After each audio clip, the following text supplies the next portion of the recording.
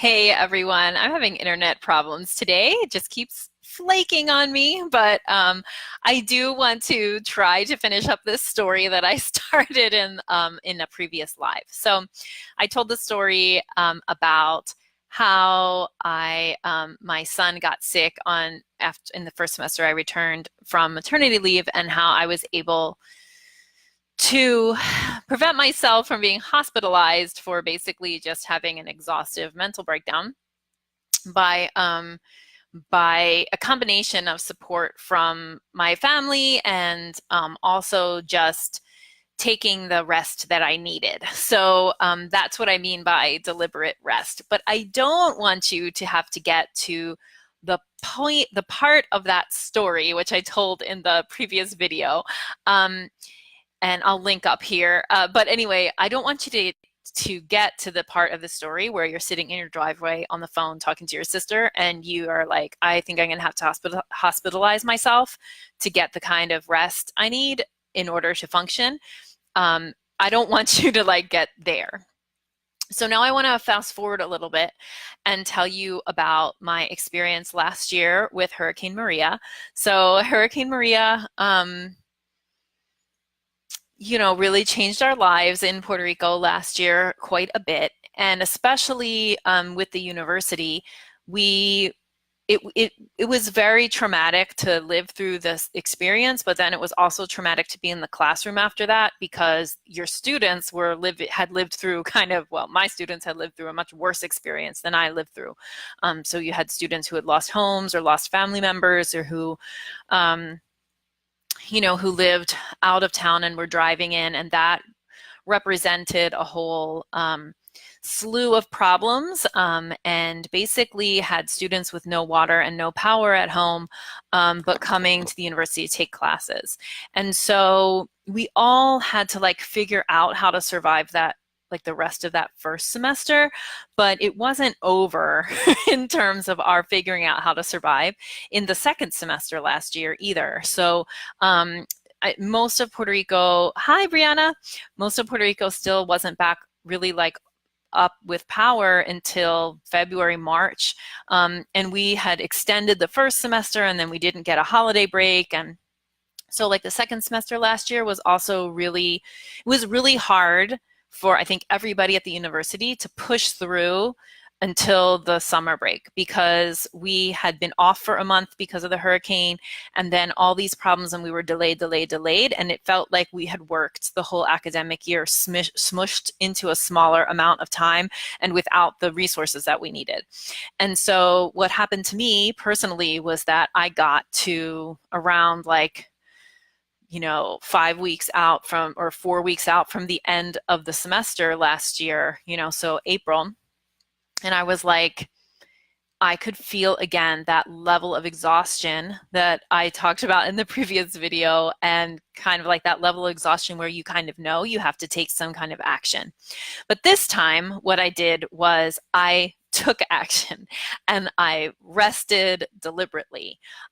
So having gone through the experience of feeling like I needed to hospitalize myself after my second baby when I came back, I knew that I just didn't want to get there, right? That I didn't want to let myself get overworked, and to the point that I had to, again, make that choice, or even that would come into my mind as an option.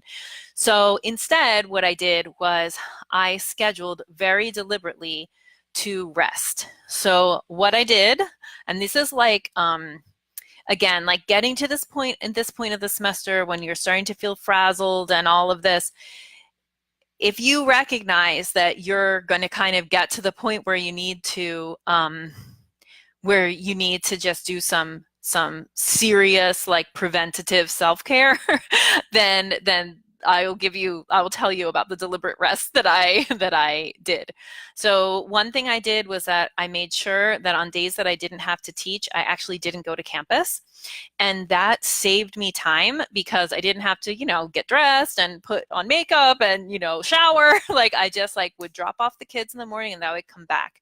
And that way also I wasn't eating in the cafeteria or rushing around eating, but that I could make something for myself at home, eat out of my fridge, and it wouldn't feel so kind of like desperate and running around all the time. So that was one thing I did. Like I stopped going to campus every day and only went on the days that I was teaching. So that's one way that I rested. And then what that let me do again was it just saved me all that time and like the hurrying in the morning to get myself ready. Like I could just get the kids ready, which is a feat in itself, but I could just get the kids ready and get them out and then come back home and do my academic work from home. So that doesn't work for everybody, but it definitely worked for me. I also made every day, I made a cutoff point and was like, after this time, you're not doing any work. You're not opening the computer. So it was like I had to deliberately tell myself, do not check email and not open the computer after a certain time. And then the third thing I did for deliberate rest was to be very strict about the weekends. And so even though I could have used the extra time on the weekends to grade, for example, I decided instead that if I didn't rest on the weekend, that I wouldn't be able to get to the end of the semester. And I think a lot, again, because this was kind of like a national experience of the hurricane year, I don't think I was alone in this. And I was just like, my mantra was be gentle on yourself, be gentle on your students, be gentle on yourself, be gentle on your students. And I just was like, nope, on Saturday and Sunday, I'm going to schedule my day so that I don't have to leave the house, and I'm going to lay down. And when I say deliberate, I mean it's not like I was just like, I should rest. It was like I told myself, Kathy, self, lay down, and so I can't sleep a lot of the time. Because I have little kids all around, they don't let you sleep. They poke your eyelids. But I can sit and just watch cartoons with them, or I can just sit while they play.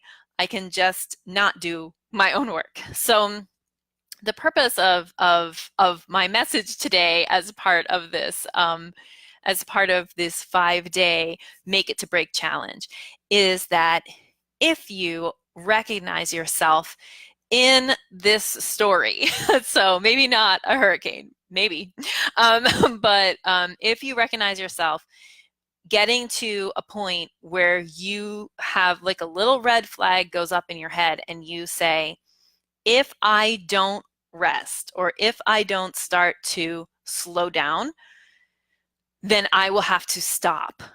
And I won't have to stop because I choose to stop. I'll have to stop because I get knocked over. Then I want you to take action. And that action that I want you to take is deliberately resting. So today, that's my big message, and I have 7 minutes before I have to teach my class. I'm sorry I had all this technical stuff. If you missed my first video, which started at 12 o'clock, you can scroll back for it. But it is the story of how I almost checked myself into a mental institution the semester after I came back from maternity with my second son. And it was all because I just didn't get the rest I needed.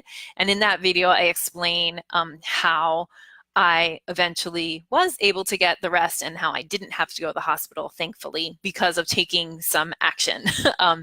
So I want you to consider, I want you to consider deliberately resting. I want you to think about, especially if you can only do one thing, I would say to deliberately rest on the weekend and at night.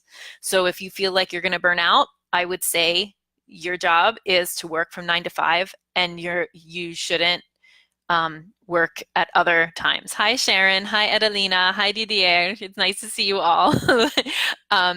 So that is my deliberate rest speech for you today. So we've talked about we're talking this week about 5 different topics related to making it to break.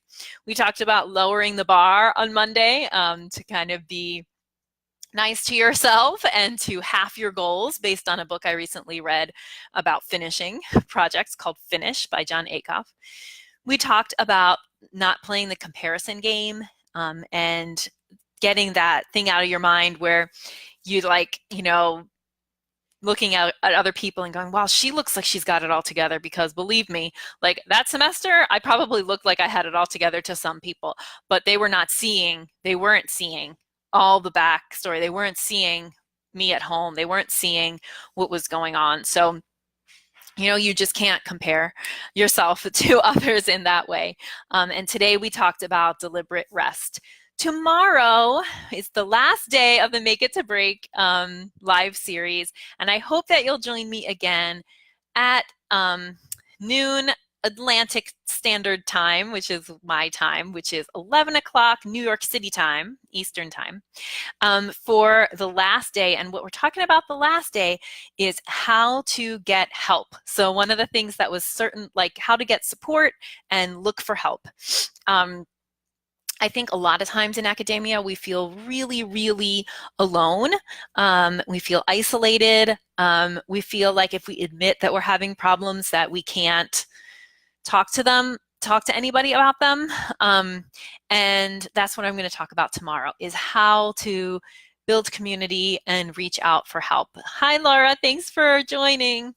So thank you all for coming. I hope you have a wonderful Thursday. If you missed the first heartfelt video, I encourage you to scroll back here on my page and you will see that one. Thank you all so much, and I will see you tomorrow. Bye.